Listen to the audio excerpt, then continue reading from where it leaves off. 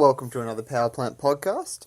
I love how I can just open it up on my phone, even though it's a really cheapy Chinese phone. It's lasted almost 2 years, and it's got a cracked screen, but it still works. It's so easy. There's no excuses for not being active and promoting your thoughts and what you think is going to benefit the world in some way. So I want to talk about my bicycle touring trip that I did. More than coming up on 2 years to the day. It's on the March the 15th was the day I left Melbourne, and I really wanted to ride my bike just off into the sunset. I didn't have a goal. I said, around the world, and I guess whatever that means, I got halfway there. I'd wanted to do it ever since I'd been on my gap here in England. I was 18, 19 in 2011, and I realised that I love travelling, seeing new things, but traditional backpacking and that party lifestyle was definitely not for me. Had fun in the moment, but just not sustainable for me. So I kicked up a dream. I watched some YouTube videos of cycle touring people. There was one from I think he's from Denmark or Norway, and he'd done it for 4 years around the world. Another one called Alistair Humphreys from Britain. I think he was 4 years or so, all around the world. Rob Lindwall from Siberia all the way back to Britain via Australia. And they were just very inspiring. I thought, that's the way I want to travel. I want to do it under my own steam. I want to do it completely my way, and also incorporate, I guess, exercise and cheapness as well. So the cheaper you travel, the longer you can travel for the same amount of money. So when I see people going on holidays 2 weeks a year and they're complaining about the amount of time they have off, and they're staying in 5-star hotels and then running out, or they're staying in places above, I guess you call above your means, whatever that means, in terms of they're expensive and it cuts their holiday short because they like or they expect a given level of service, which is up to them to choose how they spend their money if it doesn't harm others. #go vegan. But, if you want to travel longer, make it cheaper, and that'll stretch. It's up to you how to do it. For me, I can do it on an absolute shoestring. So I thought, am I gonna defer university after 6 months and then do this trip? And I thought, I don't know if that's gonna. I mightn't finish university after I do something like this. And it was a bit scary. I was like, well, I'm already at university, so I sort of persisted through. Felt a little bit trapped, just not doing exactly what I wanted to do. It wasn't that I had a bad time at uni. It was fine. It was interesting, and doing other things and part-time jobs, saving up money for the trip on the way at the So the end goal was eventually reached when I graduated uni, and then I could finish off the cricket season of coaching and then leave in March of 2015. And that's what happened. So I left from my house in Melbourne and headed up to my mate's house in Mildura. And I've got all these pictures on Strava for the heat maps. Thank you, Strava Premium free trial for the month. And you can see that I did, my route is verified, as it were. IndyPack, eat your heart out. There's a race called the Indian Pacific Wheel Race, or whatever, IndyPack Wheel Race, or a race from Fremantle to Sydney, about 5,000 kilometres under your own steam, self-supported. Well, this was that times by more than 2 eventually. So eat your heart out there. And I went up to my mate's house in Mildura. Cheers, cookie.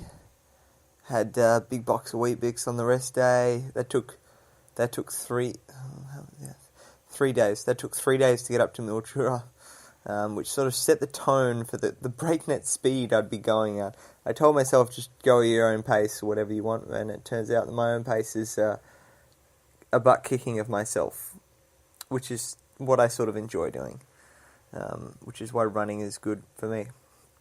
And from Mildura, had a rest day, and went across to Adelaide, very hot, through the Murray Sunset National Park, 48 degrees on the screen of my bicycle computer, very salty. You get used to warm water when you're bicycle touring. There's no fridges or anything like that, and you cook using a trangia, little alcohol stove, if you need one. You don't actually need one. You don't actually need a stove. There's lots of different ways to do it.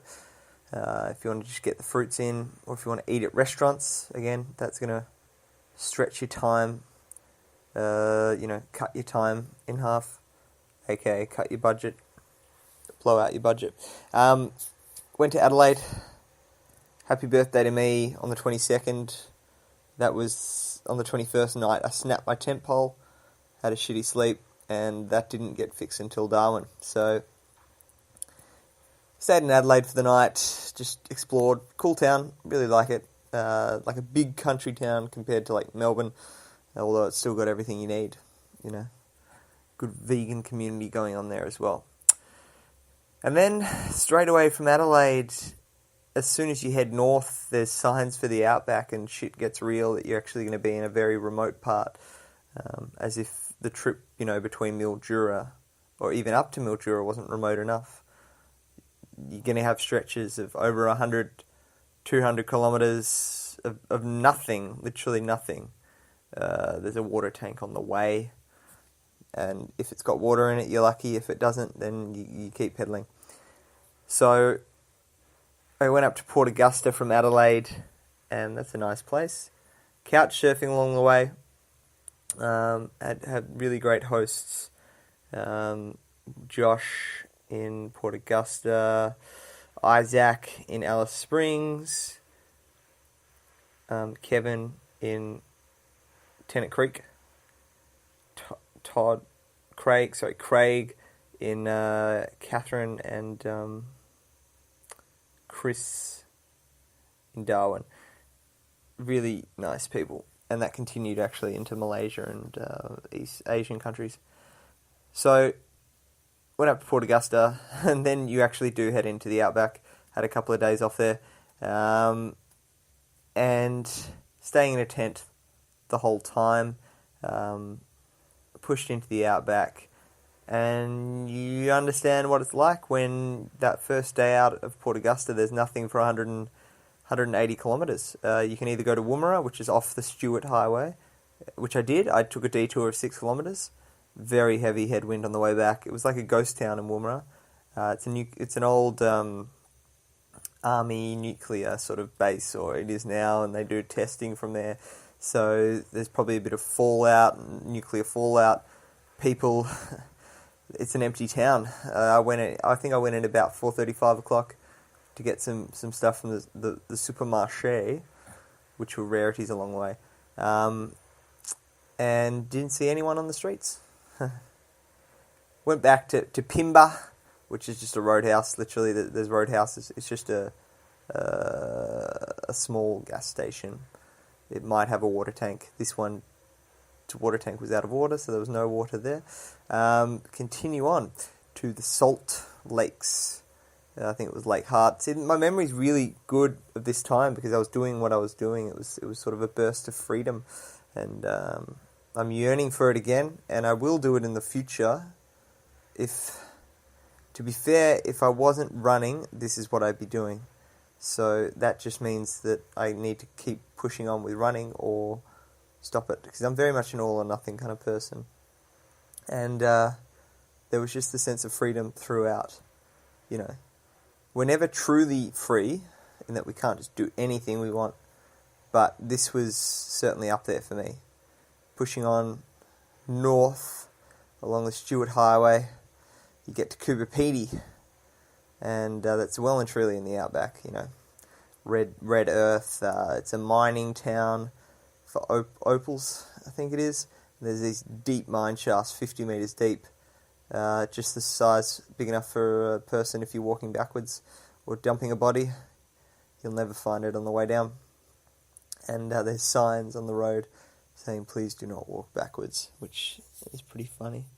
And that's where it rained. That's like the only time it rained in Australia was in Coober, Pedy, overnight. And I got a little bit wet, but it wasn't too bad, but it was a bit of a shock. Did I have some so good ice cream? I did that. See, the memory's just crystal clear. No, it was $7. It was too expensive. Budget for the days were usually, in Australia, about $10. Cheaper in other countries. And Coober Pedy to Alice Springs, these stretches are about 500 to 600 Ks, with not much in between. Maybe a roadhouse or a few water tanks. Water starts to taste a bit tinny in South Australia, but I just drank it. I was fine. There are signs saying maybe contaminated, but Australia, mate, you'll be right. Alice Springs, big town in the middle of Australia, comparatively. Good place to have a couple of chill days and crack on from there. I was way ahead of schedule in terms of I was just doing a lot more mileage and not so much sightseeing along the way. The journey was the destination. I was just enjoying riding during the day, seeing new scenery and not having to do loops. I hate doing loops. I was going insane doing loops in Melbourne. And now it was one way with a tailwind. And pushed up into, Tennant Creek. And you pass the Tropic of Capricorn. Mate, I don't even know. Tropic of Capricorn? Yeah, it's not the Tropic of Cancer. And you think you're in the tropics, but you're not really. It's desert. It's just all desert there. You go through before Alice Springs, there's a turn off to Uluru if you want to, but that's an extra 500k round trip or something like that. And I was running low on tubes, so I stocked up. My pannier broke as well in Alice Springs, so I got a new one of those as well. And Tennant Creek was a nice little rest as well with Kevin. He's a really legend of a bloke. He does a lot of community public work, helping communities, Indigenous and in Australia, and then also in Africa and stuff as well. So shout outs to Kevin. Tennant Creek, interesting place. And then up to Catherine, and you pass through the tropics on the way there, and the landscape changes within the space of about 3 kilometres from, the red earth, very dry and arid, to sort of shrubland, bushland, and then 10 kilometres later you're in greenery, tropics. Catherine and Mataranka hot springs, beautiful. I really like Catherine. Apparently it gets a bit unbearable from November to January, but I was there in April, so no worries, mate. I'm way ahead of schedule. So stayed a few days there and then just pushed on. Had a look around in the gorges and stuff in Catherine. Even rest days I was doing like 100 Ks. Just your legs just get used to it, and they were sexy legs. I always have sexy legs. And Catherine to Darwin, arrived like 3 weeks early, made some mates, some German tourists, went out in the van, explored the national park with them, stuck the bike in the back, got a flat tire on the way, even though I wasn't riding, it was in the back seat, it still got a flat tire. There was 17 flat tires in Melbourne, in Australia. And I fixed that issue in Thailand. Got up to Darwin, had a really good look around. I love the tropics, and if I went back to Australia in terms of living, I would think that it would be somewhere tropical, like Cairns or Darwin. Just laid-back lifestyle, hot weather, I like it. I'll deal with the rain when it comes.